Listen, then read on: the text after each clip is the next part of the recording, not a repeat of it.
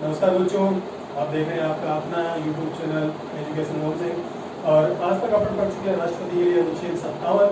आज अपन पढ़ने जा रहे हैं अनुच्छेद 58, जो राष्ट्रपति के निर्वाचन की योग्यताओं के बारे में बताता है। राष्ट्रपति के निर्वाचन के लिए 5 योग्यताएं हमारे संविधान में दे रखी है और उनका वर्णन अनुच्छेद 58 में किया गया है।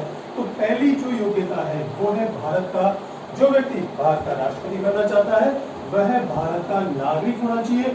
और भारत की जो नागरिकता है वो 5 प्रकार से मिलती है। उन 5 में से जो भारत का मूल नागरिक हो, ऐसा नागरिक हो जो भारत का मूल नागरिक हो, वही भारत का राष्ट्रपति बन सकता है। ये पहली योग्यता है। दूसरी जो राष्ट्रपति की योग्यता है, अगर वह व्यक्ति 35 वर्ष की आयु पूरी कर चुका हो, कोई भी व्यक्ति जो 35 वर्ष की आयु पूरी कर चुका है वो व्यक्ति भारत का राष्ट्रपति बन सकता है। ये दूसरी योग्यता है अनुच्छेद के 58 के अनुसार। और तीसरी जो योग्यता है वो योग्यता है कि वह किसी लाभ के पद पर कार्यरत नहीं होना चाहिए।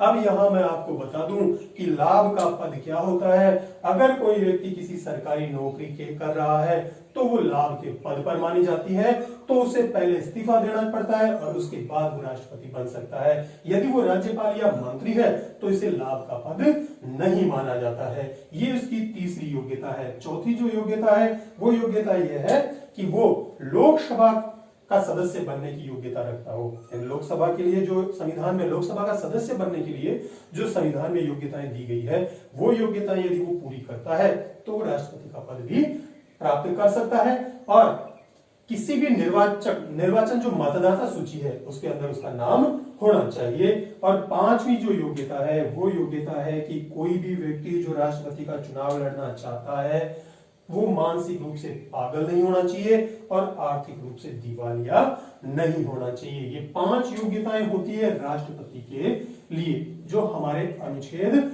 58 में वर्णित है।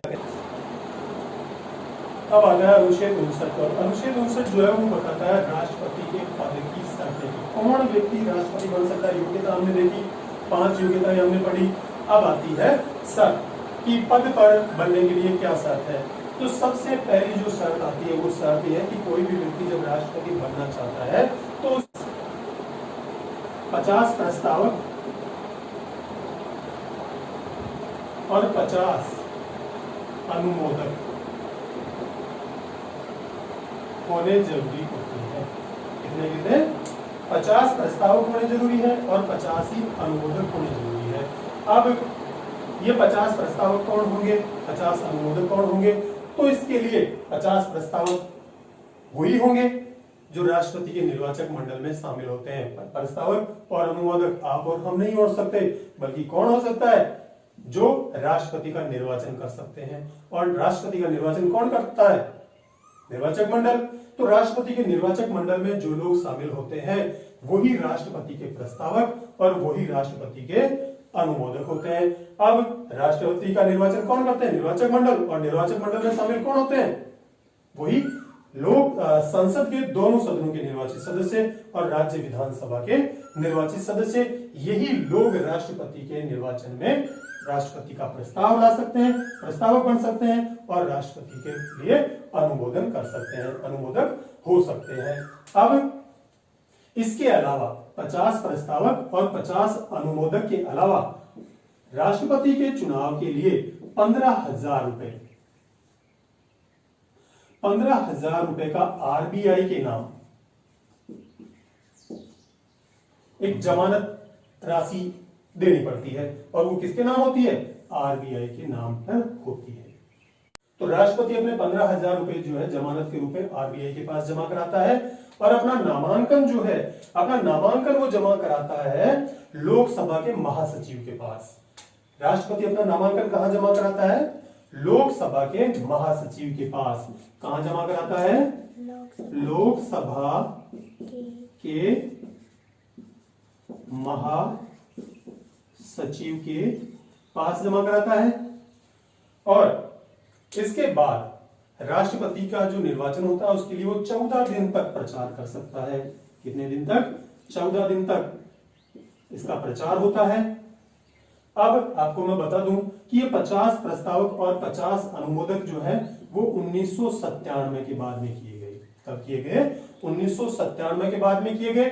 इससे पहले यानी 1997 से पहले यदि कोई व्यक्ति राष्ट्रपति बनना चाहता था तो उसके लिए 10 प्रस्तावक और 10 अनुमोदक होते थे, और जमानत की जो राशि है वो भी 2500 रुपए ही हुआ करती थी। लेकिन 1997 के बाद इन्हें बढ़ा करके 50 प्रस्तावक और 50 अनुमोदक कर दिए गए। जमानत की राशि जो है वो भी 15,000 कर दी गई, जबकि 1997 से पहले 10 प्रस्तावक और 10 अनुमोदक हुआ करते थे, और जमानत की राशि जो कि आरबीआई के पास जमा होती थी वो भी 2500 रुपए होती थी।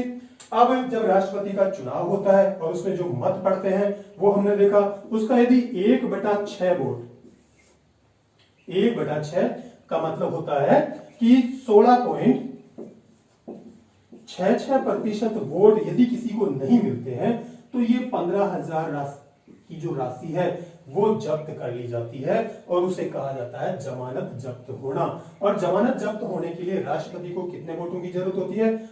ये वोट मिलने के बाद उसकी जमानत जब्त नहीं होती है, तो वो है 1/6, यानी कुल वोट जो वोट पड़ते हैं उनकी 16.66% वोट यदि किसी उम्मीदवार को मिल जाते हैं तो उसकी जमानत जब्त नहीं होती। यदि ये नहीं मिल पाते हैं तो उसकी जमानत जब्त हो जाती है। तो ये था अनुच्छेद 58 और 59। कल अपन पढ़ेंगे।